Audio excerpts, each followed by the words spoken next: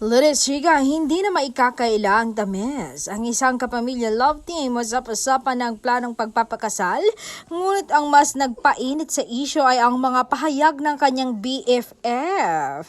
Sa isang interview, halos mabulgar ni BFF ang mga detalye ng rumored wedding.